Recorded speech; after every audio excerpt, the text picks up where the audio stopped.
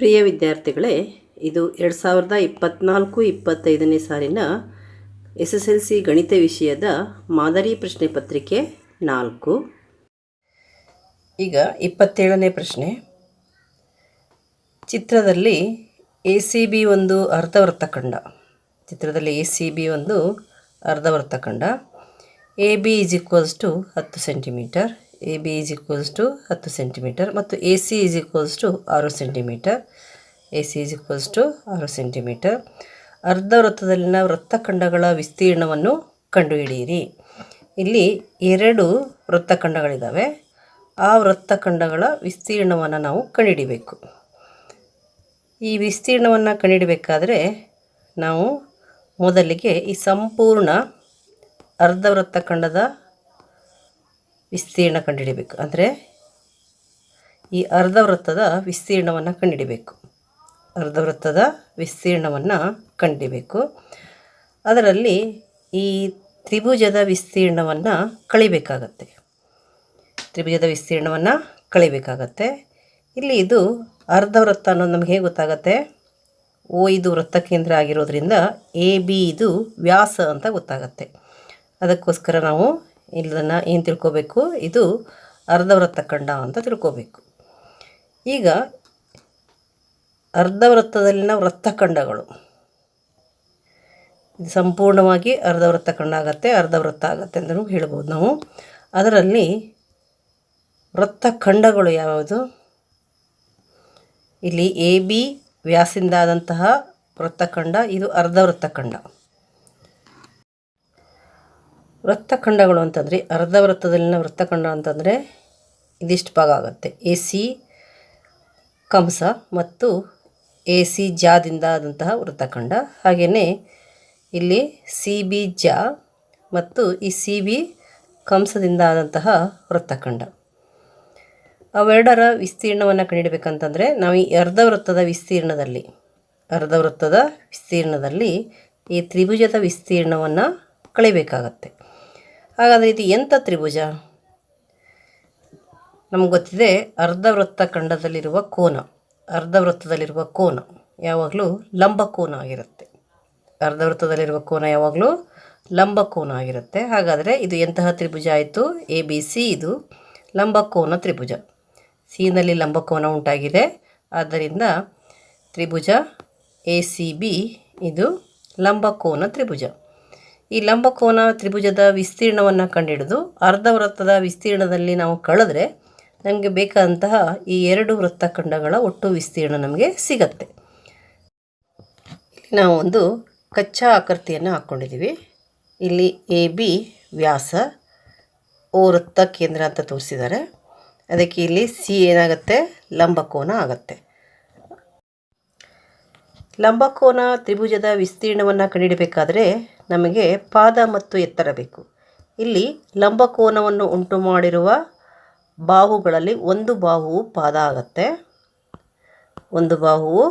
ಆಗುತ್ತೆ. ನೀವು ACಯನ್ನು ಪಾದವಾಗಿ ತಗೊಂಡ್ರೆ BC ಇನ್ನೊಂದು ಬಾಹು ಎತ್ತರ ಆಗುತ್ತೆ.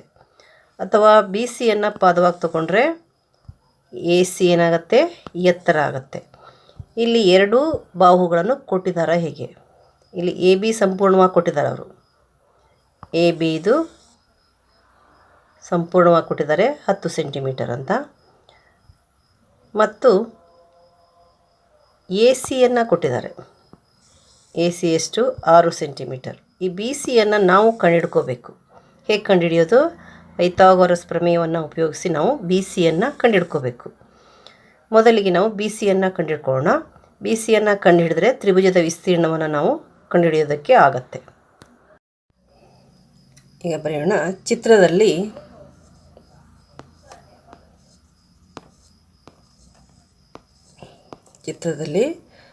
ಕೋನ C = 90 ಡಿಗ್ರಿ. ಯಾಕೆ ಅಂತಂದರೆ ಅರ್ಧವೃತ್ತಖಂಡದಲ್ಲಿಯ ಕೋನ ಅಥವಾ ಅರ್ಧವೃತ್ತದಲ್ಲಿಯ ಕೋನ.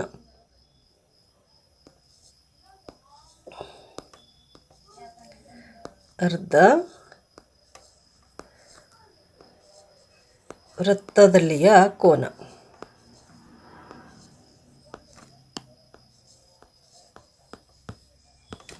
ಅರ್ಧವೃತ್ತದಲ್ಲಿಯ ಕೋನ ಅದಕ್ಕೆ ನಾವು ಲಂಬಕೋನ ತ್ರಿಭುಜ ಎ ಸಿ ಬಿಯನ್ನು ತಗೊಳ್ಳೋಣ. ಲಂಬಕೋನ ತ್ರಿಭುಜ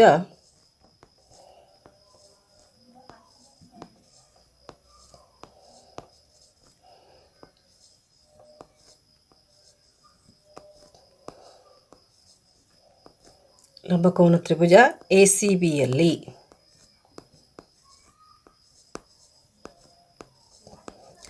ಪೈಥಾಗರಸನ ಪ್ರಮೇಯವನ್ನು ಬರೆಯೋಣ. ಇಲ್ಲಿ ವಿಕರ್ಣ ಯಾವುದು? ಎ ಬಿ ಆಗುತ್ತೆ. ಲಂಬಕೋನಕ್ಕೆ ಎದುರಾಗಿರುವಂತಹ ಬಾಹು ಎ ಬಿ ಆಗುತ್ತೆ. ಲಂಬಕೋನ ಸಿ ಇದೆ, ವಿಕರ್ಣ ಎ ಬಿ ಆಗುತ್ತೆ. ವಿಕರ್ಣದ ಮೇಲಿನ ವರ್ಗವು ಉಳಿದೆರಡು ಬಾಹುಗಳ ಮೇಲಿನ ವರ್ಗಗಳ ಮೊತ್ತಕ್ಕೆ ಸಮನಾಗಿರುವುದು. ಇಲ್ಲಿ ನಾವು ಬಿ ಸಿಯನ್ನು ಕಂಡುಹಿಡಬೇಕಾಗಿರೋದ್ರಿಂದ ಏನು ಬರೆಯೋಣ? A C square plus B C square equals A B square ಅಂತ ಬರೆಯೋಣ. A C square plus B C square equals A B square. A C ನಮಗೆ ಕೊಟ್ಟಿದ್ದಾರೆ. ಎ ಸಿ ಎಷ್ಟಿದೆ? 6 ಸೆಂಟಿಮೀಟರ್ ಇದೆ. 6 ಸ್ಕ್ವೇರ್ ಅಂತ ಬರೆಯೋಣ. ಬಿ ಸಿಯನ್ನು ಕಂಡುಹಿಡಿಬೇಕು. ಬಿ ಸಿ ಸ್ಕ್ವೇರನ್ನು ಬಿ ಸಿ ಸ್ಕ್ವೇರ್ ಅಂತಲೇ ಬರೆಯೋಣ. ಈಕ್ವಲ್ಸ್ ಎ ಬಿ ಗೊತ್ತಿದೆ, ಎ ಬಿ ಕೊಟ್ಟಿದ್ದಾರೆ ಎಷ್ಟು? 10 ಸೆಂಟಿಮೀಟರ್. 10 ಸ್ಕ್ವೇರ್ ಅಂತ ಹಾಕೋಣ. ಈಗ 6 ಸ್ಕ್ವೇರ್ ಅಂದರೆ ಎಷ್ಟು? 36. 36 ಬರೆಯೋಣ. ಪ್ಲಸ್ ಬಿ ಸಿ ಸ್ಕ್ವೇರನ್ನು ಹಾಗೆಯೇ ಬರೆಯೋಣ. ಈಕ್ವಲ್ಸ್ 10 ಸ್ಕ್ವೇರ್ ಎಷ್ಟು? 10 × 10 100 ಆಗುತ್ತೆ. ಈಗ ಬಿ ಸಿ ಸ್ಕ್ವೇರ್ ಈಕ್ವಲ್ಸ್ ಬರೆಯೋಣ. B C square equals 100. ಈ 36 ಬಲಭಾಗಕ್ಕೆ ವರ್ಗಾವಣೆ ಮಾಡೋಣ, ಯಾಕಂದರೆ ನಮಗೆ ಬಿ ಸಿಯ ಬೆಲೆ ಬೇಕಾಗಿದೆ. 36 100 ಪಕ್ಕ ಬರಬೇಕು. 100 ಪಕ್ಕ ಬಂದಾಗ ಏನಾಗುತ್ತದು? -36 ಆಗುತ್ತೆ. ನಂತರ ಇಲ್ಲಿ ಬಿ ಸಿ ಸ್ಕ್ವೇರ್ ಈಕ್ವಲ್ಸ್ 100ರಲ್ಲಿ 36 ಹೋದರೆ 100ರಲ್ಲಿ 36 ಕಳೀರಿ. 100 - 36, 10 6 ಹೋದರೆ 4, ಆಮೇಲೆ 9ರಲ್ಲಿ 3 ಹೋದರೆ 6 ಬರುತ್ತೆ, ಅಂದರೆ 64 ಬಂತು. 100ರಲ್ಲಿ 36 ಹೋದರೆ 64 ಬಂತು. 64 ಬರೆಯೋಣ. ಈಗ ಬಿ ಸಿ ಬೇಕಾಗಿದೆ ನಮಗೆ. ಬಿ ಸಿ ಸ್ಕ್ವೇರ್ = 64 ಆದರೆ ಬಿ ಸಿ ಅಂತಂದರೆ ಇಲ್ಲಿ ಸ್ಕ್ವೇರ್ ಹೋಗಬೇಕಾಯಿತು. ಈ ಕಡೆ ಸ್ಕ್ವೇರ್ ಹೋದರೆ ಆ ಕಡೆ ಏನು ಬರುತ್ತೆ? ರೂಟ್ ಬರುತ್ತೆ. √64 ಆಗುತ್ತೆ. ಬಿ ಸಿ √64 ಆಯಿತು. √64 ನಿಮ್ಗೆ ಗೊತ್ತಿರಬೇಕು. 64 ಯಾವುದರ ವರ್ಗ? 8ರ ವರ್ಗ. ಅದಕ್ಕೆ 64ರ ರೂಟ್, 64ರ ವರ್ಗಮೂಲ ಎಷ್ಟು? 8. ಬಿ ಸಿ ಈಕ್ವಲ್ಸ್ 8 ಸೆಂಟಿಮೀಟರ್ ಆಯಿತು.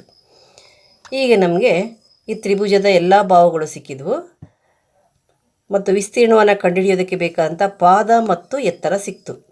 ಲಂಬಕೋನ ತ್ರಿಭುಜದಲ್ಲಿ ಲಂಬಕೋನವನ್ನು ಉಂಟು ಮಾಡುವ ಕೋನಗಳ ಗುಣಲಬ್ಧದ ಅರ್ಧವೇ ವಿಸ್ತೀರ್ಣ ಆಗುತ್ತೆ. ಅಂದರೆ ಲಂಬಕೋನವನ್ನು ಉಂಟು ಮಾಡುವ ಬಾಹುಗಳಲ್ಲಿ ಒಂದು ಬಾಹು ಪಾದ ಆದರೆ ಇನ್ನೊಂದು ಬಾಹು ಎತ್ತರ ಆಗುತ್ತೆ.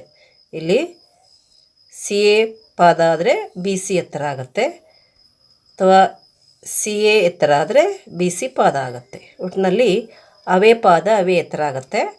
ಅದಕ್ಕಾಗಿ ಅವೆರಡರ ಗುಣಲಬ್ಧದ ಅರ್ಧ ಅಂತ ಕೂಡ ನಾವು ತಗೊತೀವಿ ಲಂಬಕೋನ ತ್ರಿಭುಜದಲ್ಲಿ. ಅದಕ್ಕೆ ಈಗ ನಮಗೆ ಲಂಬಕೋನ ತ್ರಿಭುಜದ ವಿಸ್ತೀರ್ಣವನ್ನು ನಾವೀಗ ಕಂಡುಹಿಡಿಬೋದು. ಬರ್ಕೊಳ್ಳಿ. ತ್ರಿಭುಜ ಎ ಸಿ ಬಿಯ ವಿಸ್ತೀರ್ಣ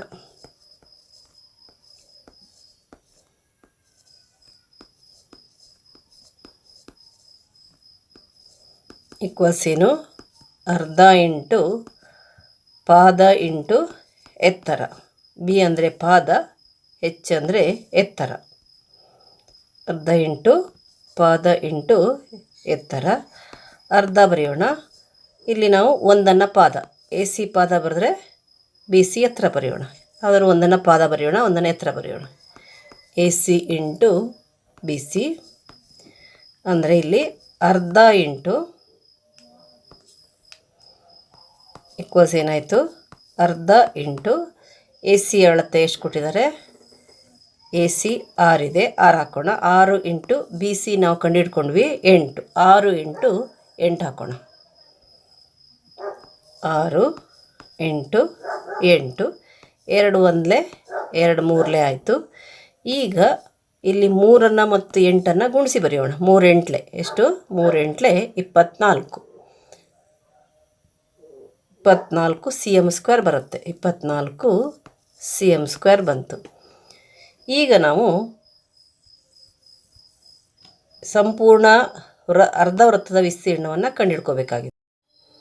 ಈಗ ನಾವು ಅರ್ಧವೃತ್ತದ ವಿಸ್ತೀರ್ಣವನ್ನು ಕಂಡುಹಿಡಿಯೋಣ. ಅರ್ಧವೃತ್ತದ ವಿಸ್ತೀರ್ಣ ಅಂದರೆ ವೃತ್ತದ ವಿಸ್ತೀರ್ಣದ ಅರ್ಧ ಆಗುತ್ತೆ. ವೃತ್ತದ ವಿಸ್ತೀರ್ಣ 5r² ಆದರೆ ಅರ್ಧವೃತ್ತದ ವಿಸ್ತೀರ್ಣ 5r²/2 ಆಗುತ್ತೆ. ಅರ್ಧ ಇಂಟು 5r² ಆಗುತ್ತೆ.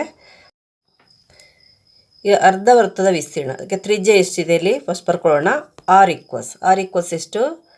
r ಈಕ್ವಲ್ಸ್ 10/2 ಆಗುತ್ತೆ. 10 ಇದು ವ್ಯಾಸ ಆಗುತ್ತೆ, 10/2 ತ್ರಿಜ್ಯ ಆಗುತ್ತೆ. 10/2 ಅಂದರೆ ಎಷ್ಟು? 5 ಸೆಂಟಿಮೀಟರ್. ಈಗ ನಾವು ಈ ತ್ರಿಜ್ಯವನ್ನು ಉಪಯೋಗಿಸ್ಕೊಂಡು ಆ ವೃತ್ತದ ವಿಸ್ತೀರ್ಣ ಮತ್ತು ಅರ್ಧವೃತ್ತದ ವಿಸ್ತೀರ್ಣವನ್ನು ಕಂಡುಹಿಡಿಯೋಣ. ನಮಗೆ ವೃತ್ತದ ವಿಸ್ತೀರ್ಣ ಬೇಡ, ಈಗ ಏನು ಬೇಕು? ಅರ್ಧವೃತ್ತದ ವಿಸ್ತೀರ್ಣ ಬೇಕು. ಅದಕ್ಕೆ πr²/2 ಅಥವಾ ಅರ್ಧ πr² ಹಾಕೋಣ. ಬರೆಯೋಣ ಅದನ್ನು. ಅರ್ಧ ವೃತ್ತದ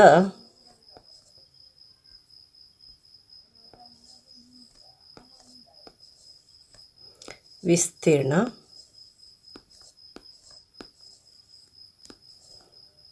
ಈಕ್ವಲ್ಸ್ ಏನಾಯಿತು? ಅರ್ಧ πr². ಅರ್ಧ πr² ಆದರೂ ಬರಿಬೋದು, ಇಲ್ಲ ಅಂತಂದರೆ πr² 2 ಆದರೂ ಬರಿಬೋದು. ಈಕ್ವಲ್ಸ್ ಅರ್ಧ ಇಂಟು ಪೈನ ಬೆಲೆ ನಿಮ್ಗೆ ಗೊತ್ತಿದೆ ಎಷ್ಟು ಹಾಕಬೇಕು? 22/7 ಇಂಟು r² ಅಂತಂದರೆ r 2 ಸಲ ಬರಿಬೇಕು. 5 ಇಂಟು 5 ಬರೆಯೋಣ. 5 ಇಂಟು 5.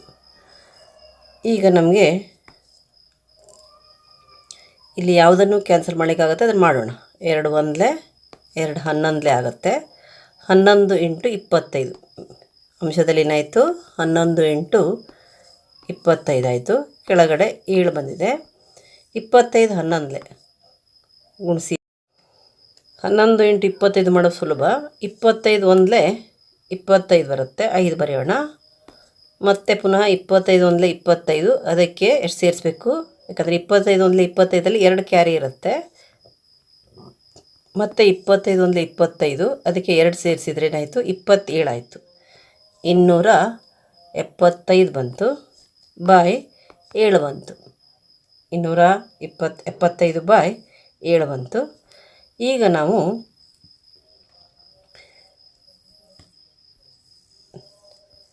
ಈ 24 cm² 275/7ರಲ್ಲಿ ಕಳಿಬೇಕಾಗತ್ತೆ. ಯಾಕಂದರೆ ನಮಗೆ ವೃತ್ತಖಂಡದ ವಿಸ್ತೀರ್ಣಗಳು ಬೇಕಾಗತ್ತೆ. ಇಲ್ಲಿರುವಂತಹ 2 ವೃತ್ತಖಂಡಗಳ ವಿಸ್ತೀರ್ಣಗಳು ಬೇಕು. ಅದಕ್ಕೆ ಬರೆಯೋಣ. ವೃತ್ತಖಂಡಗಳ ವಿಸ್ತೀರ್ಣ ಈಕ್ವಲ್ಸ್ ವೃತ್ತಖಂಡಗಳ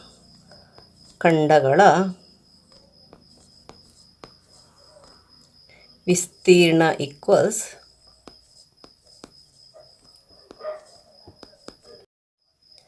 ಅರ್ಧವೃತ್ತದ ವಿಸ್ತೀರ್ಣ ಅರ್ಧ ವೃತ್ತದ ವಿಸ್ತೀರ್ಣ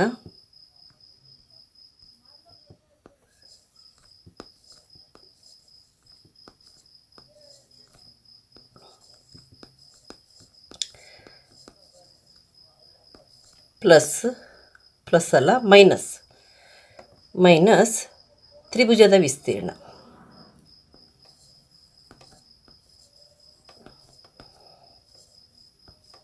ತ್ರಿಭುಜದ ವಿಸ್ತೀರ್ಣ ಅರ್ಧವೃತ್ತದ ವಿಸ್ತೀರ್ಣ ನಮಗೆ ಎಷ್ಟು ಸಿಕ್ಕಿದೆ? 275/7 ಸಿಕ್ಕಿದೆ. ಅದನ್ನು ಬರೆಯೋಣ. 275/7 ಆಯಿತು.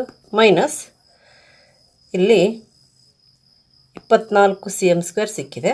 ಅದನ್ನು ಬರೆಯೋಣ. 24 cm² ಸಿಕ್ಕಿದೆ. 24 ಬರೆಯೋಣ. ಈಗ ನಾವಿಲ್ಲಿ ಲಸ ತೆಗೆಯೋಣ. ಲಸ ಎಷ್ಟಾಗುತ್ತೆ? 7. 275 ಮೈನಸ್ ಇಲ್ಲಿ 24 ಅಂತಂದರೆ 24/1 ಆಗಿರುತ್ತೆ. ಅಂದರೆ ನಾವಿಲ್ಲಿ 1ಅನ್ನು 7ರಿಂದ ಗುಣಿಸಿದರೆ 7 ಬರುತ್ತೆ. ಅದಕ್ಕೆ 24 ಕೂಡ ಎಷ್ಟರಿಂದ ಗುಣಿಸ್ಬೇಕು? 7ರಿಂದ ಗುಣಿಸ್ಬೇಕು. 24ನ್ನು 7ರಿಂದ ಗುಣಿಸ್ರಿ. 7 4 28 ಬರುತ್ತೆ. ಇಲ್ಲಿ 2 ಕ್ಯಾರಿ, 7 2 14 ಪ್ಲಸ್ 2 16 ಬರುತ್ತೆ. ಎಷ್ಟು ಬಂತು? 168 ಬಂತು.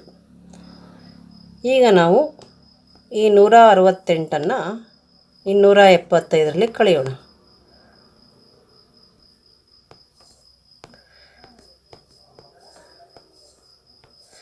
15ರಲ್ಲಿ 8 ಹೋದರೆ 7, ಇಲ್ಲಿ 6 ಉಳ್ಕೊಳ್ಳುತ್ತೆ. 6 - 6 0.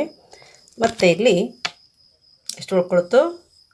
1 ಉಳ್ಕೊಂಡಿದೆ, 2 ಉಳ್ಕೊಂಡಿದೆ. 2ರಲ್ಲಿ 1 ಹೋದರೆ 1, ಅಂದರೆ ಎಷ್ಟು ಬಂತು? 107.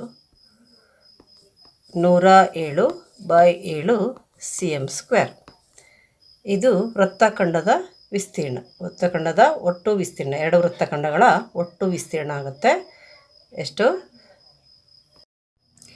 107/7 cm². ಇದನ್ನು ನೀವು ಹೀಗೆ ಬರಿಬೋದು, ಇಲ್ಲ ಅಂತಂದರೆ ಭಾಗಿಸಿ ಕೂಡ ಇಡ್ಬೋದು.